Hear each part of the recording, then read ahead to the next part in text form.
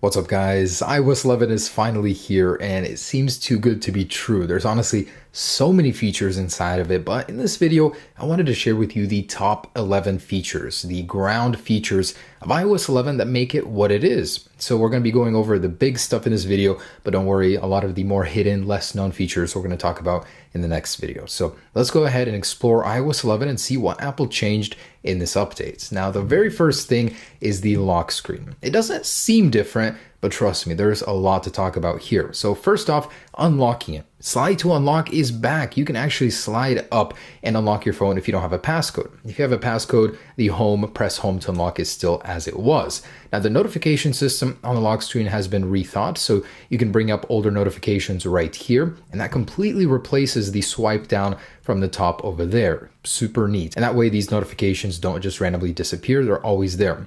Over here is your widgets view. As you can see, there's some bugs with iOS as it is still a beta right now. Over here is the camera, so that's just as usual. But the lock screen has been rethought, and even the music player, which looks really cool, fits well with the notifications. So just want to show you a little demo of that. And look at that, you got a new music player. Now, if you receive a notification, it'll share the lock screen space with the music player just like that. Instead of before where the music player would completely hog the lock screen page, it now shares the space. Super neat. Now jumping in, you'll notice that animations and the look of iOS 11 is a lot different too. Starting from the lock screen and the animation it takes to unlock iOS. Look at that, very smooth. You'll notice Apple reworked the animations everywhere. From something like opening an app and closing it, there's a very subtle different animation. You'll notice when you're exiting an app, greets you, like runs at your face. So just like that, take a look at that. Kind of a cool effect, I like that. Things such as even going into a sub menu, you'll see that the animations change up there as it adjusts to the selection you're going to make. Things as small as even moving applications around in wiggle mode have a new animation as well. It's a lot stickier, so it doesn't like bounce around everywhere. I noticed that. Opening up the control center even has a different animation. Opening up the notification center, which by the way, takes you back to the lock screen look right here. So it's a very curious choice, but it doesn't lock the phone. On the dock, you'll notice there are no icon labels whatsoever, which is a very clean look. I welcome it. I wish there was an option to turn all of them off. Also, over here, you'll notice that the calculator has new icons. There's a new stock folder files. We'll get to that. And the App Store and iTunes have new icon labels. So the overall look and feel of iOS has been reimagined. It doesn't look too different, but there certainly are updates to the animations and some little tiny details with the looks. Oh, not to mention the app switcher. So that has a new animation as well. It's a little bit different. It slides in from the side. Very clean. I think it works well. So next up is messages. This one got a huge rework from Apple. So the overall interface is a little bit different. You'll notice it looks a lot like the music application. In fact, a lot of iOS 11 draws inspiration from the music application. But in here, jump into a conversation, and on the bottom, you'll notice that the settings have been a little bit tweaked. Instead of the 3 icon setup over here that was a little busy, you have this over here. And the App Store has a new interface down here for the sticker packs and things like that. So you can quickly look through those. If you want to do the heartbeat feature, it's still here, hasn't gone anywhere, just a nice clean new interface. And Apple has added some new effects. So if you want to go to the screen, you can actually see there are several new effects over here. There's a spotlight, and I think that's just about it. So there are some new effects inside of iMessage, which has been completely reworked. And iMessage conversations will now be synced across all devices, which is a really cool feature, as you no longer have to take that storage and keep it on your device. It's kept in the cloud instead, which saves you a lot of room. Next up, the control center. Personal opinion, I do like it. It seems a little hectic. Honestly, I think Apple could have optimized it just a little bit better, but overall, it does the job. It's exactly what I wanted, a one-page control center. So you have a slider over here for the brightness, a slider for the volume, kind of an elegant little solution there. So it seems like it's pretty limited, but don't be fooled. Not only is 3D Touch supported in almost every area here, actually in every area you can 3D Touch, especially useful on this one, which you could just slide up real quick instead of having to select an option for the flash over here. Of course, you have your usual toggles that are a little bit optimized, a little bit different. Looks really clean. You have a nice little animation when turning on orientation lock. This is the only one without a 3D touch toggle. Over here, you have a platter full of controls and stuff, and that's cool. You can even enable personal hotspots and other things. But it gets better, guys. You can actually control how many toggles you want to have in Control Center, hence the empty space up here. As you add more, this moves up. Let me add some and show you. So in the Control Center tab over here, go ahead and find a toggle. This is so similar to Flip Control Center, to CC settings, a lot that we've seen in the jailbreak side of things. But if you want to add a low power toggle, you can do that. So go ahead, select plus. Let's say, actually, we'll just add all of them. Why not? Let's go ham on the Control Center and magnifier. Cool. So we have all of these settings enabled. Now jump into Control Center. Whoa, look at that. You got a lot of extra things in here. So that's super cool. Low power mode. Man, thank you, Apple, for listening. What's good? Interesting question. Phone. Tell me your most interesting story. I'm certain you've heard it before. Look at that. Siri has a new voice. She sounds a lot more human, you could say. And this applies to both female and male voices. So Apple has been working for a long time to rework the voice and make it a lot more natural. Siri's got a new interface too. So Siri, what's the definition of pi? Which word? P-I.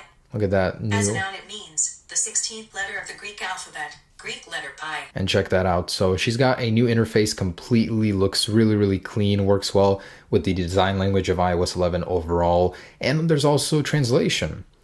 Siri, translate oui in French.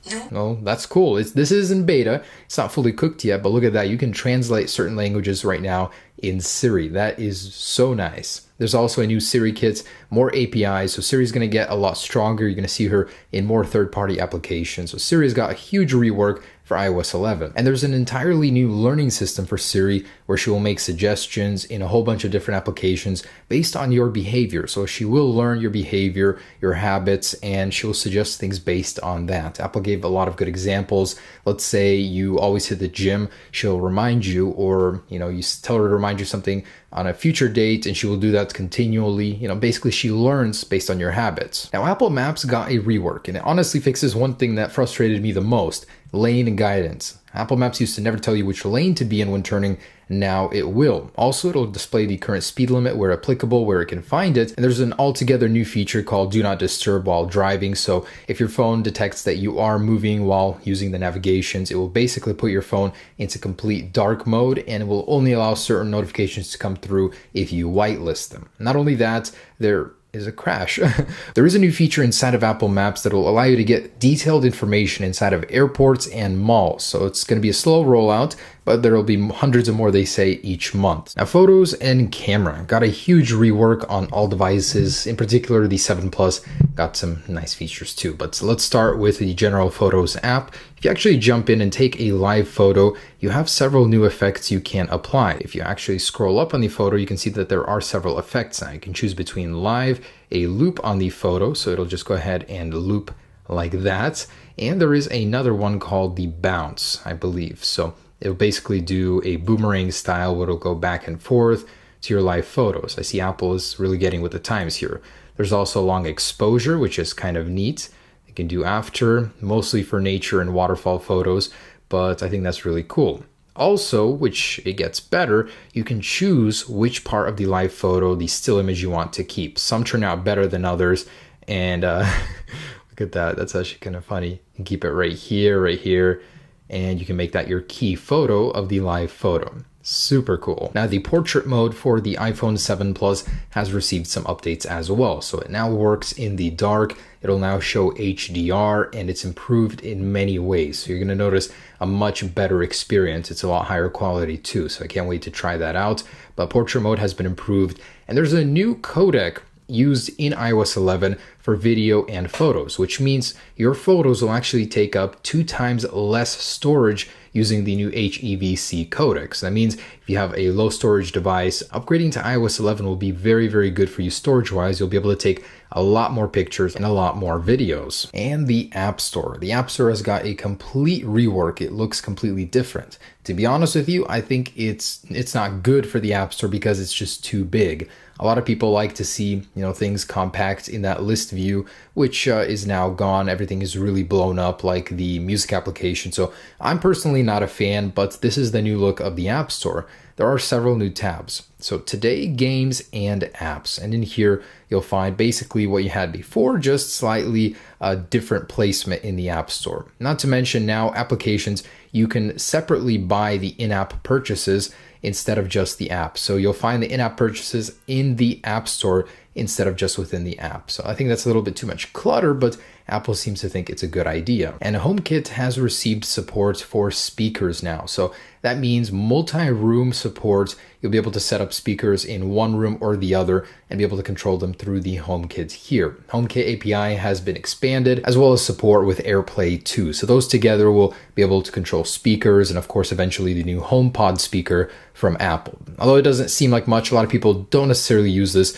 as a homeowner. It's a great feature to have, multi-room support. And the iPad, it got its biggest update ever. So starting with the Apple dock, which slides up from the bottom just like that, you can quickly enter split view just by dragging up and dragging over. Now the first icon or the first actual page is the separate one that you can quickly move around over here. And to make it a split view, just drag down on the second one and then you can adjust it like before. So it's a completely reworked solution for getting the split view open. Slide over basically doesn't really exist anymore. Also over here you have all of your icons. You can add as many as you want. It's a lot like the dock from Mac OS, which is really neat. So you've got this, you've got the little single view that you can keep overlapped on other applications.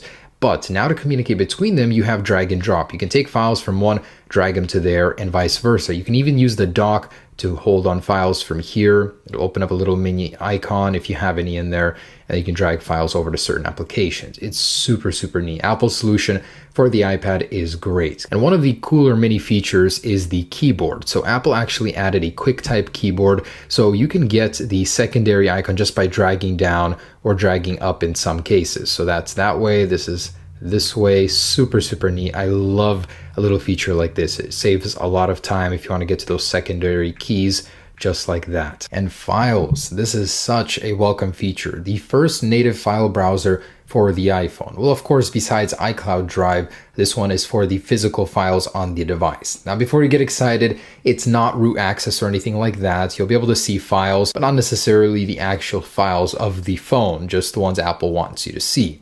So this actually combines iCloud Drive and third-party applications as well. So you'll be able to use your third-party ones all in one place, quickly copy between them, paste between them. It's actually a great solution. So this is especially useful on the iPad, which, getting to my next point, Apple has completely reworked. But overall file support, file browser is now available on the iPhone. And Apple has finally fixed something that has plagued us forever. What's going on, guys?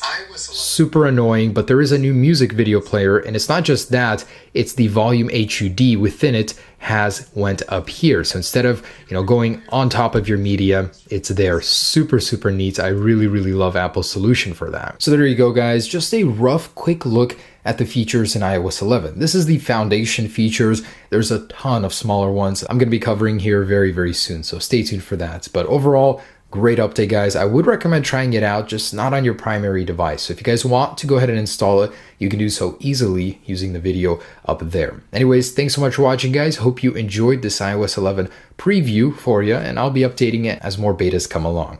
Peace.